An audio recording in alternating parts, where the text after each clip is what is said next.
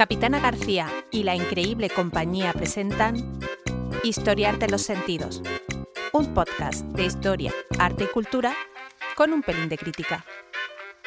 Disfruten del viaje al pasado. Comencemos.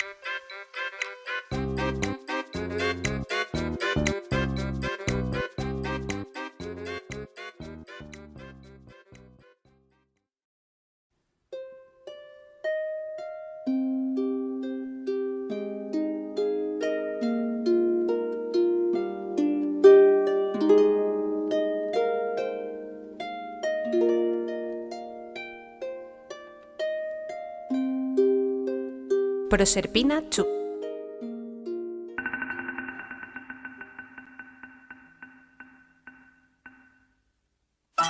Infanticidios, matrimonios entre hermanos, tíos enamorados de sus sobrinas, violaciones, síndrome de Estocolmo, celos, intrigas, venganzas.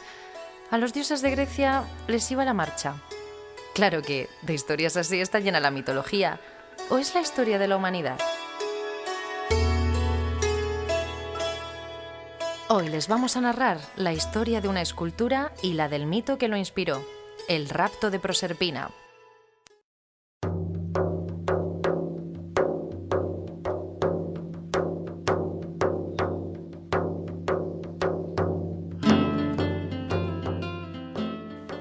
Más de 2000 años separan el mito de la obra creada por Bernini y, sin embargo, este rapto, como tantos otros, se suelen contar de forma descafeinada, dulcificando así la gravedad de los hechos.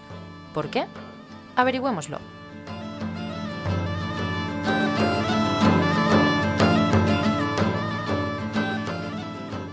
A Perséfone, más conocida como Proserpina entre los romanos, mujer fuerte y decidida, nunca le gustó ser considerada hija de, aunque sus padres, que a su vez eran hermanos entre sí, fueran Zeus y Deméter. Decían que era bella y encantadora, cualidades que tradicionalmente describían la valía de una mujer, pero que en realidad solían ser un castigo. La suerte de la fea, la guapa la desea, se suele decir. Quizá la suerte fuera esa, ser fea, porque ser guapa a lo largo de la historia convertía a las mujeres en el blanco de los deseos de algunos hombres, que veían en la violencia, la violación y los incontrolables deseos sexuales una forma de ser y no una aberración. La mitología griega y romana es un ejemplo de ello, aunque de sobra sabemos que la realidad supera siempre a la ficción.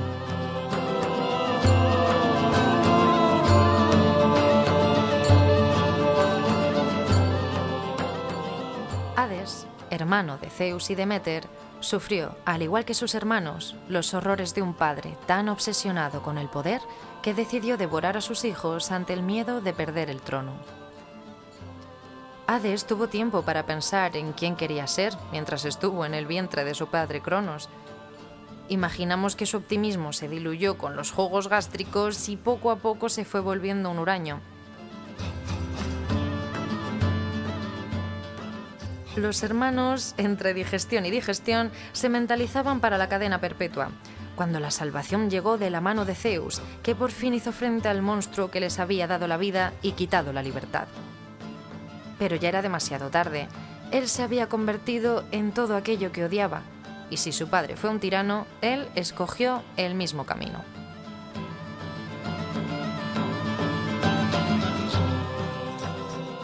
Los tres hermanos, Zeus, Poseidón y el propio Hades, se repartieron el reino que tan cruelmente había defendido su padre. La peor parte, el infierno, se la quedó Hades, que se convirtió en el rey del inframundo.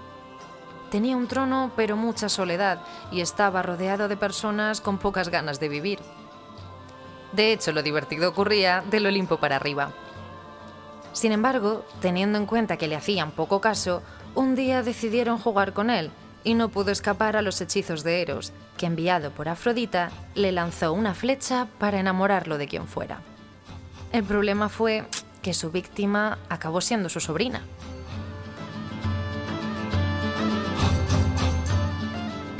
Suponemos que Hades no conocía el amor.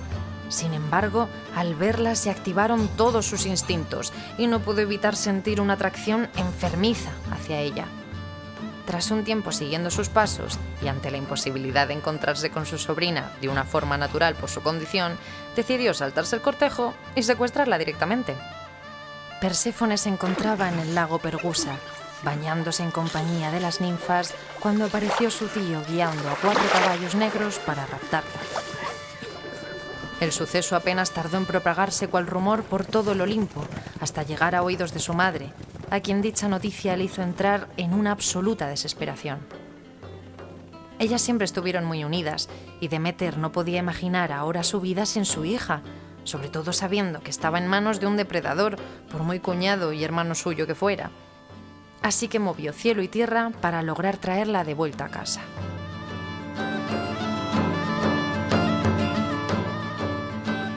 Deméter, Ceres para los romanos, enloqueció buscándola. Ella era la diosa de la fertilidad, la naturaleza y la agricultura. Rastreó de forma tan obsesiva y desesperada a su hija por los confines de la tierra que se negó a activar su magia, convirtiendo en desierto lo que antaño era un vergel. Su vinculación estrecha con la naturaleza hizo que ocurrieran consecuencias desastrosas para los cultivos y, por consiguiente, para toda la población que vivía en ellos.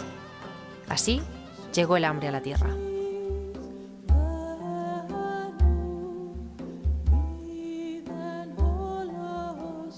Entonces Zeus, preocupado por la desolación que arrasaba la tierra y el corazón de su esposa, imaginamos que él también estaba preocupado por su hija, decidió mandar a Hermes al inframundo para negociar la liberación de Perséfone.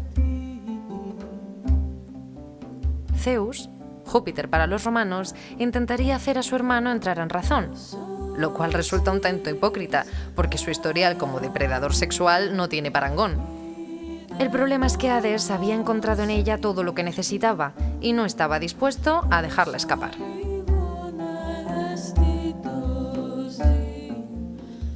Obviamente, lo que Perséfone pensara no era importante. Imaginamos que el rapto, la violación y el matrimonio forzado con su tío la dejaron sin palabras. Quizá por ello la mitología no nos explicó cómo se sintió.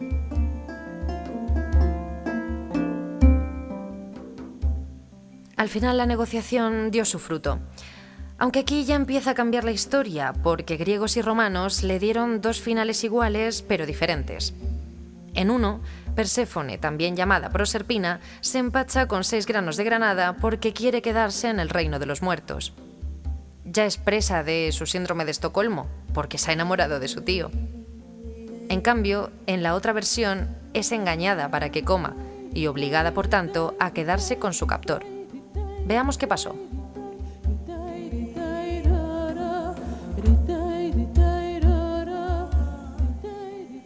Hades, a pesar de su reticencia, propuso una solución. Si Proserpina lograba recorrer el pasillo del inframundo sin probar bocado, sería puesta en libertad y volvería al mundo de los vivos. Si no, regresaría con su reciente esposo y tío. Para algunos, sin embargo, todo el tiempo que Proserpina pasó en cautiverio le llevó a desarrollar una fuerte situación de dependencia, y donde hubo miedo, ahora había amor, hasta el punto de considerarlo su alma gemela. Esto le llevó a tomar la decisión de darse un atracón de comida con 6 granos de granada para evitar así que la alejaran del lado de Hades. No, espera. En realidad no fue así. Proserpina fue engañada una vez más para que ésta tomara los frutos y así mantenerla cautiva para siempre. Sin embargo, a Hades le debió dar pena o algún tipo de cargo de conciencia. Si Proserpina hubiera querido quedarse, se lo habría dicho, y en vez de zamparse 6 minúsculos granos, se habría comido una pierna de cordero. Entonces Hades, Plutón para los romanos, optó por una solución salomónica.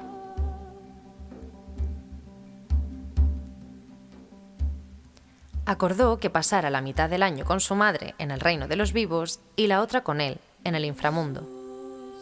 Los 6 meses que Proserpina pasaba con la feliz Deméter estaban caracterizados por la fertilidad de la tierra y por la belleza de los campos. Los 6 meses restantes, Deméter sufría la pena de no saber nada de su hija y por tanto la naturaleza perdía su brillo. Así se definió el curso de las estaciones en la Grecia clásica.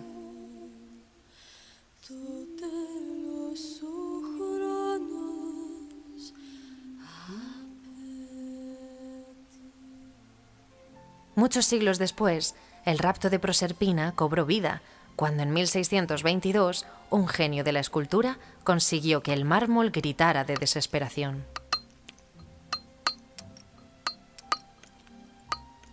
Gian Lorenzo Bernini nació un 7 de diciembre de 1598 en Nápoles, en la esplendorosa Italia del barroco. Como no podía ser de otra forma, Gian Lorenzo creció en el seno de una familia de artistas. En este caso, en casa del herrero no había cucharas de palo, y su padre, Pietro Bernini, también fue su maestro y mentor. Gracias a él se inició en el mundo del arte.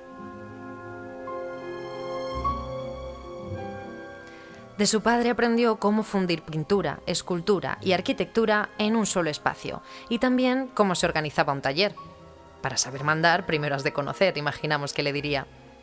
El consejo le permitió años más tarde dirigir muchos talleres, motivo por el cual cuenta con una obra muy prolífica. Con tan solo 17 años hizo La cabra amaltea y poco después Fauno entretenido por Cúpidos. Su talento llamaba tanto la atención que el cardenal Borghese, sobrino del Papa Pablo V, se convirtió en su primer gran mecenas al encargarle unas obras de contenido mitológico.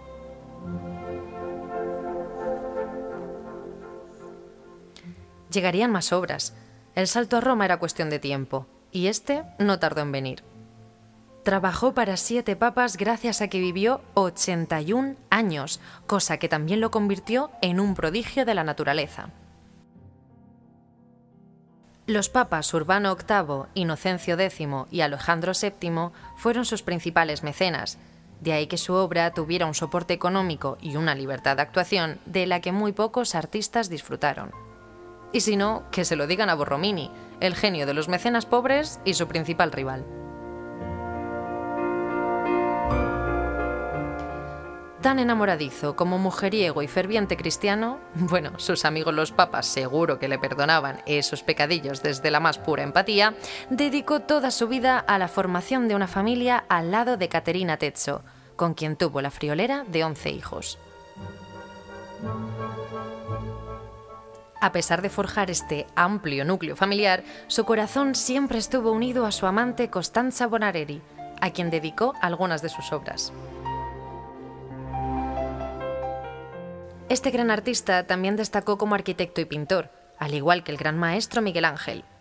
Sus magníficas obras arquitectónicas le hicieron ganarse un hueco en la Iglesia, al ser nombrado por el Papa Urbano VII como el arquitecto de Dios, quien dijo de él: «Hombre raro, genio sublime, nacido por disposición divina y para gloria de Roma para llevar la luz a este siglo».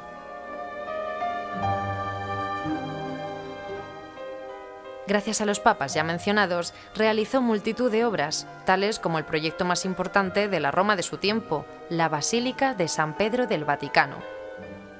El diseño de la Plaza de San Pedro, que se abre ante la Basílica, es uno de sus proyectos arquitectónicos más innovadores y alabados.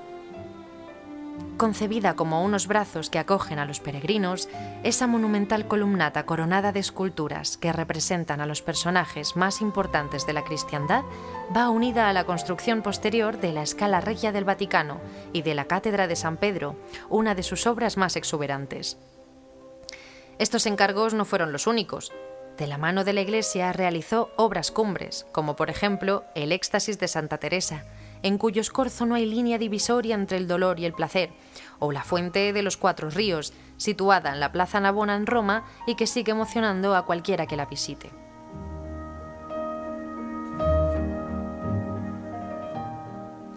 Sin embargo, a pesar de la excelencia de sus obras arquitectónicas, siempre destacó en él una grandiosidad escultórica que eclipsó a todos sus contemporáneos. En sus inicios, Bernini se estrenó en esta disciplina nutriéndose de la influencia helenística de la antigua Grecia. Esta fijación dio lugar a magníficas obras, tales como Ángel con el dragón o La cabra amaltea, de la que hablamos antes.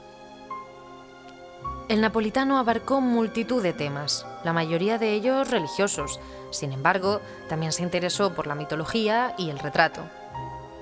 La obra que hoy nos trae aquí es la representación mitológica del rapto de Proserpina.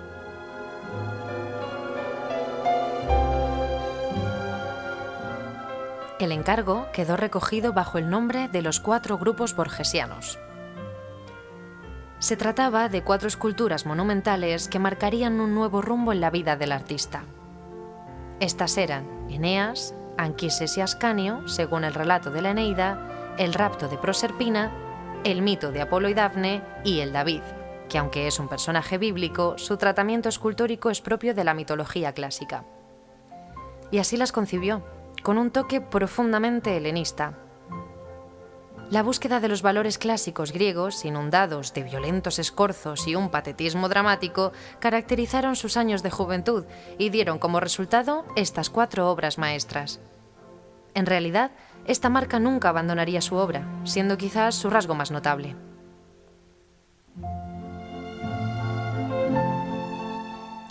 Apolo y Dafne es una de las más famosas. En ella introduce el juego de texturas en el cuerpo de Dafne, que poco a poco se transforma en laurel. El realismo con el que lo ejecuta será otra de sus señas de identidad. Esta le permitió mostrar nuevas técnicas en el tratado del mármol, las cuales le adentraron de lleno en el estilo barroco.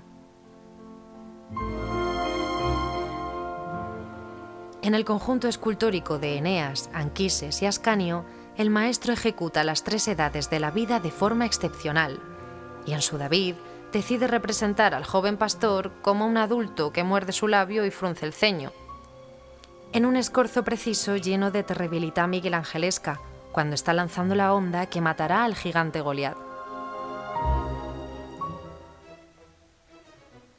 Como escultor fue insuperable, considerado uno de los mejores de la historia al heredar técnicas de otros grandes maestros nacidos antes que él: Fidias, las escuelas helenísticas, Donatello y su admiradísimo Miguel Ángel.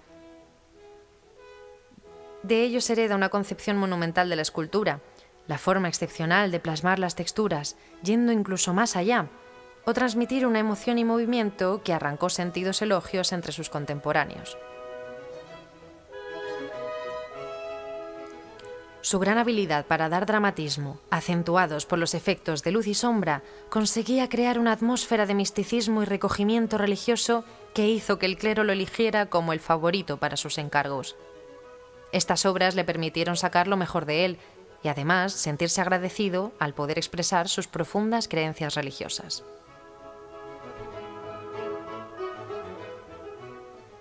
Curiosamente, la escultura barroca española, considerada hoy día como una de las grandes aportaciones escultóricas de la historia, no gustaba al maestro napolitano. Bernini no tuvo sus mejores palabras hacia los artistas españoles, llegando a afirmar que carecían de gusto y no tenían conocimiento de las artes.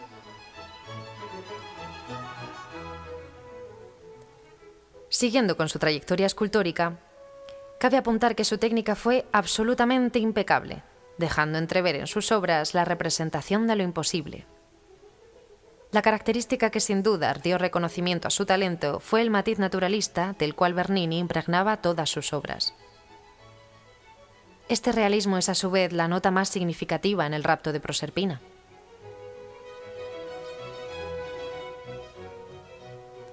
La forma en la que Bernini, haciendo un uso excepcional del mármol, consigue transformar la piedra en carne, todavía arranca elogios y, por qué no, también envidias. La imagen del hundimiento de los dedos de Hades en el muslo de Proserpina ha pasado a la historia como una de las más realistas jamás logradas. Bernini buscaba lo espiritual en sus obras. Hasta llegó a decir que los objetos no los vemos como son realmente, sino como su apariencia influye en lo inmediato. La luz también tuvo un papel fundamental para él, siendo utilizada de forma excelente para policromar las esculturas, usando mármoles de diferentes colores. También con los acabados en bronce, o incluso para dar realismo a algunas partes con el uso del claroscuro. Sus obras son reconocidas por su grandilocuencia y teatralidad. Lo demuestra a través de los sentimientos que transmiten los personajes que conforman sus esculturas, la expresividad que los caracteriza y la gran habilidad de Bernini de captar el gesto oportuno.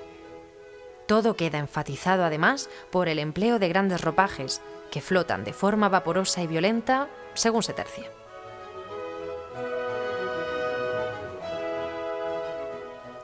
Ejemplo de ello sería el Éxtasis de Santa Teresa, el de la beata Ludovica Albertoni, el Longinos e incluso el busto de Luis XIV, donde estos ropajes hacen que se cree un clima en el que lo milagroso y lo teatral se funden con lo cotidiano.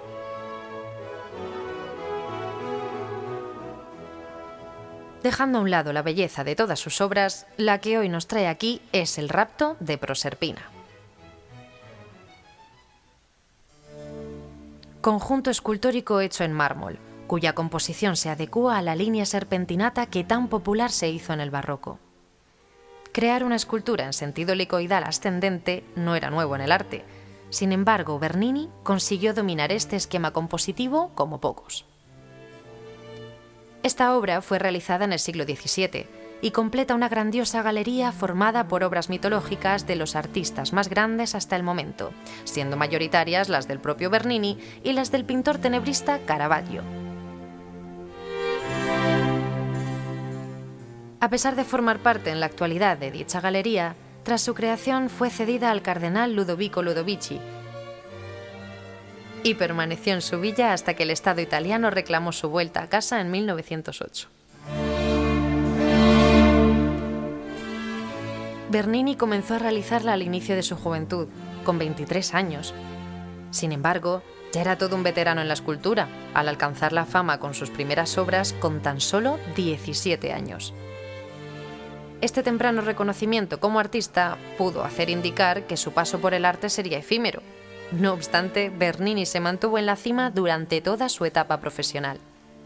De hecho, no sería hasta 40 años después cuando realizaría su obra arquitectónica más reconocida, contribuyendo a la construcción de la Basílica de San Pedro del Vaticano.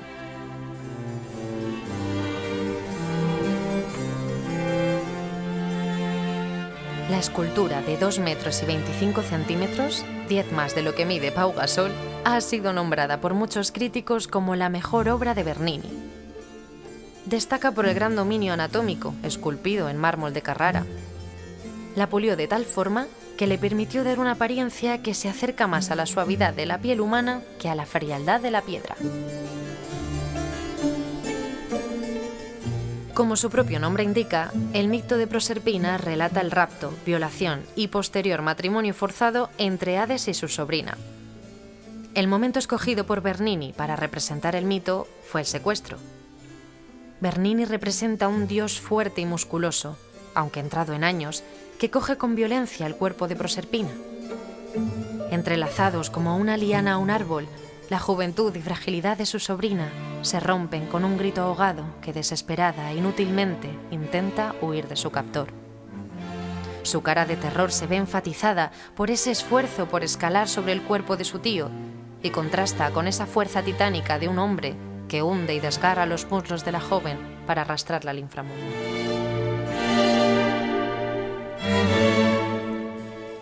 Con cada detalle esculpido consigue transmitir la dureza de sensaciones, dotando de un dramatismo idóneo a los protagonistas. Por ejemplo, la posición tensa de sus brazos y piernas, que contribuyen al gran esfuerzo que realiza para someterla. El contraste con el juvenil y delicado cuerpo de Proserpina se vuelve realista en emociones cuando aparta con sus brazos estirados la cara de su tío, evitando incluso el contacto visual. La repulsión queda reflejada en la expresión suplicante de su rostro.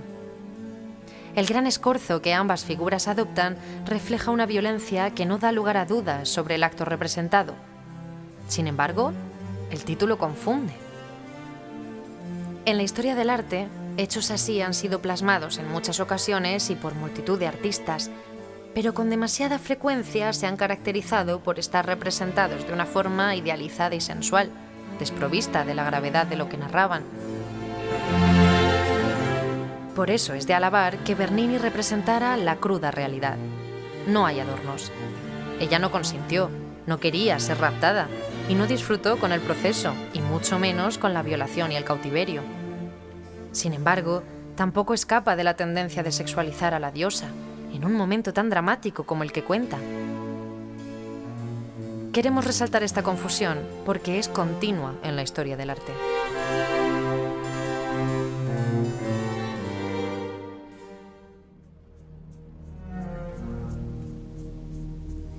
Por ejemplo, en la representación del rapto de Europa de Tiziano, parece que Europa, la princesa fenicia, colabora en su secuestro. cuando Zeus, disfrazado de toro, la rapta. En el rapto de las hijas de Leucipo de Rubens o en el rapto de las Sabinas, en la mayoría de sus versiones, así como en el de la propia Proserpina en las interpretaciones de Durero, Luca Giordano, Rubens o del Abate, aunque se describa una escena dramática, las protagonistas siempre aparecen desnudas o semidesnudas, en actitudes sugerentes, cuya carnosidad y voluptuosidad te sugieren que era lógico hasta cierto punto que las raptaran y violaran.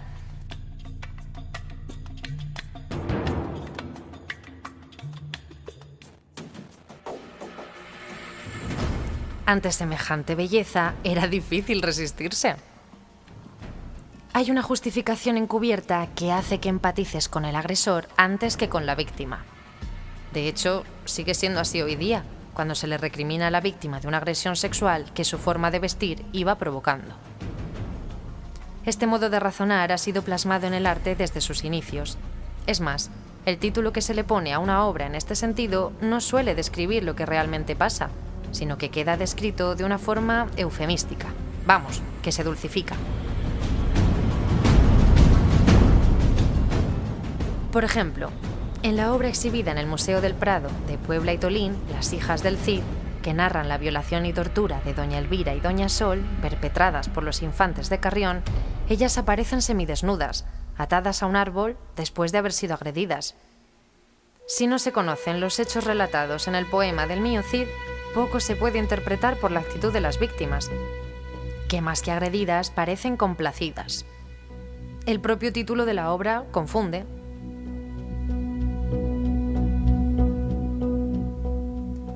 Pello H. Riaño, en su maravillosa obra Las Invisibles, lo explica con una claridad meridiana. De hecho, propuso cambiar el título de las obras que se exhiben en el Museo del Prado, con respecto a las que aluden a raptos que en realidad son violaciones, y a muchos academicistas les parecía aberrante. No la violación en sí, sino desprenderse del eufemismo y la forma dulcificada de nombrar este tipo de actos.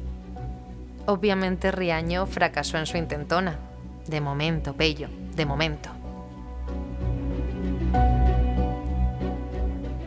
Clara Campoamor decía que la historia de la humanidad es la historia de legalizar lo evidente. Hay muchas cosas que son obvias para la mayoría, pero hay quienes se resisten a verlas. Así que paciencia, todo es cuestión de tiempo.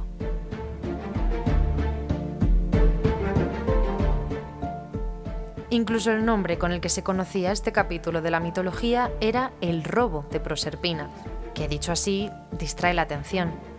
Robar no es violar. Cambiar una palabra por otra tiene una clara intencionalidad.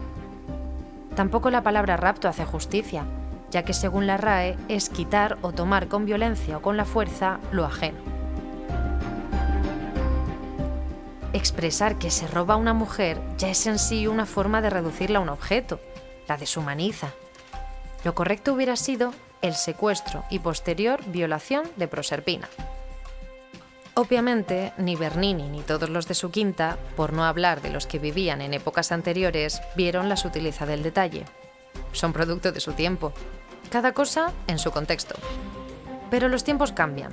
Por eso, tanto H. Riaño como otras personalidades del mundo del arte exigen un enfoque acorde con la actualidad, o como mínimo una explicación o un matiz.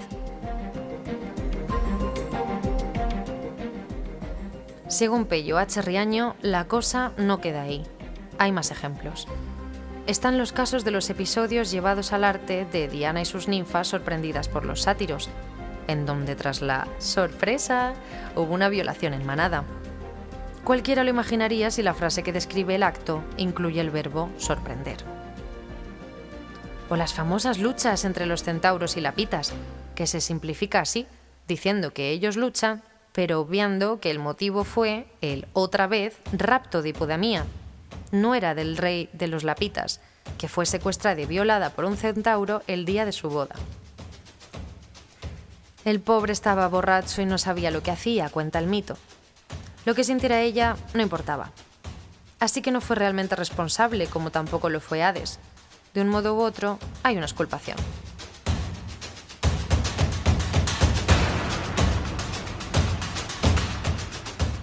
A día de hoy, en plena lucha por los derechos de las mujeres, nos parece impensable representar una violación como algo placentero. De modo que sigue chocando la reticencia desde el mundo del arte a no llamar las cosas por su nombre. Lo que no se nombra no existe. Hablar de ello, ponerle voz, describiendo lo que realmente pasó, visualizarlo, denunciarlo, ayuda a generar conciencia y a sanar las heridas. Como dice la escritora Pilar Adón, el abuso y la indefensión no son cosas de ellas, es cosa de todos.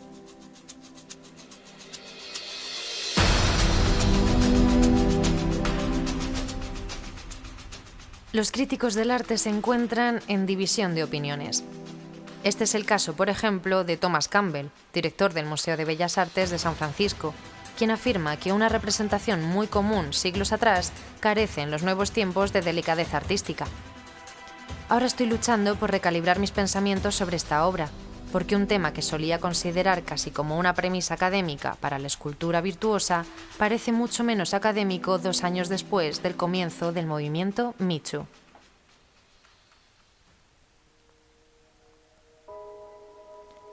Para quien no sea conocedor de dicho movimiento, diremos que se trata de un movimiento feminista, creado hacia el 2006, pero que se hizo muy popular cuando saltó a Hollywood en 2017.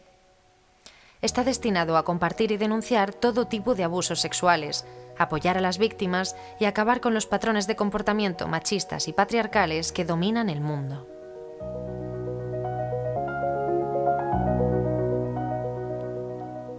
Se sabe que el miedo es una mordaza que se autoimpone, envuelta en culpabilidad y vergüenza de la que es muy difícil zafarse. Por ello, la mayoría de las agresiones no se denuncian. Insistimos, lo que no se nombra no existe.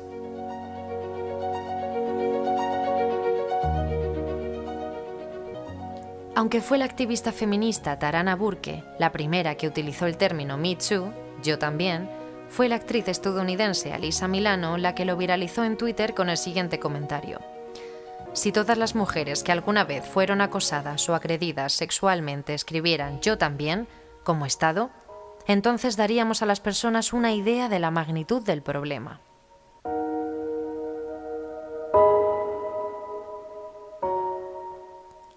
El silencio sigue reinando, pero hay más de 500.000 mujeres que se han sumado a la campaña a día de hoy. Por desgracia, a nosotras también nos ha pasado. No somos una excepción, somos la norma.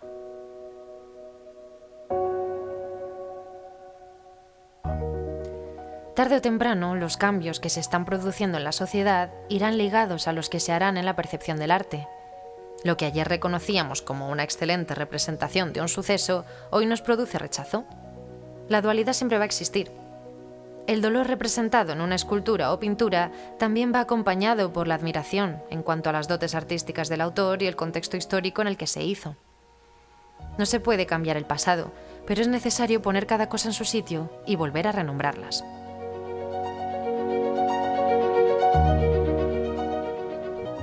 Que el rapto de Proserpina, según Bernini, represente la realidad de forma tan explícita, da una oportunidad de aprendizaje para todos aquellos que siguen narrando el mito como si de una historia de amor se tratase. En el amor no todo vale, como tampoco es justificable en ningún caso una violación o un secuestro.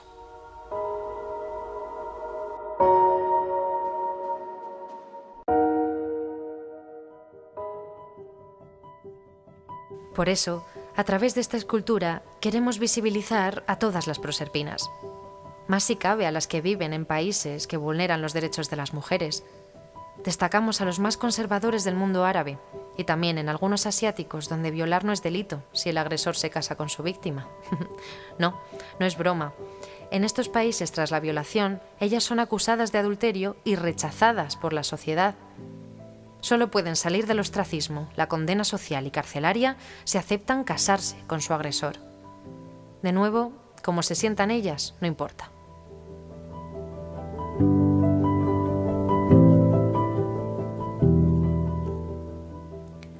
Un ejemplo reciente es el de Paola Sietecat, economista conductual que trabajaba para la organización del Mundial de Fútbol de 2022 en Qatar. El 6 de junio de 2021, un conocido entró en su apartamento y la violó. A pesar de los signos de violencia de su cuerpo en forma de contusiones y moratones, fue condenada a 100 latigazos y 7 años de cárcel por adulterio. En Qatar se aplica la Sharia. El agresor solo tuvo que decir que era su novia y la condena se conmutaba si ella aceptaba casarse con él.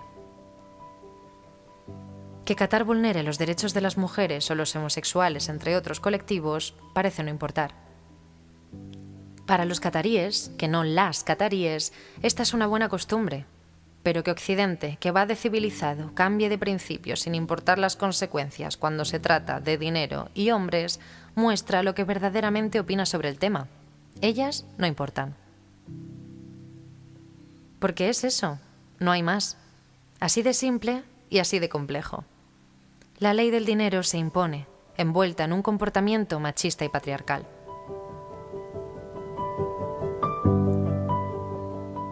No hace tanto tiempo, a Sudáfrica se la sancionó en eventos internacionales como las Olimpiadas al ser considerado inmoral e inhumano el apartheid. La presión internacional fue uno de los motivos por los cuales desapareció. ¿Por qué no se hace lo mismo cuando se trata de los derechos de las mujeres? Pues eso, porque son mujeres y tampoco es para tanto, ¿no? Lo que la mayoría de gente no entiende es que ellas y todos son la misma cosa. Si el motor del coche está dañado y no anda, no solo afecta al motor, afecta al coche entero.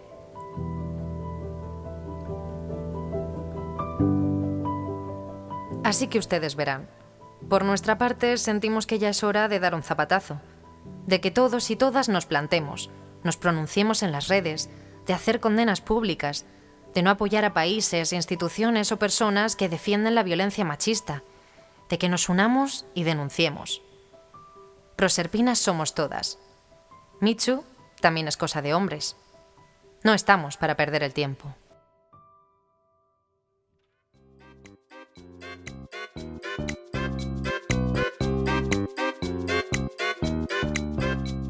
Este podcast ha sido realizado en Radio Padul y gracias a la colaboración del Ayuntamiento de Padul. Si quieres saber quiénes son Capitana García y La Increíble Compañía, puedes visitar nuestra página en www.historiartelosentidos.es. Aquí encontrarás materiales adicionales de cada episodio. También nos puedes seguir en Spotify, iVoox, Instagram y YouTube. Nos vemos en el próximo capítulo. Mientras tanto, a disfrutar. Por cierto, muchísimas gracias Caroline Collier y a la Camerata Cambrensis por vuestra música.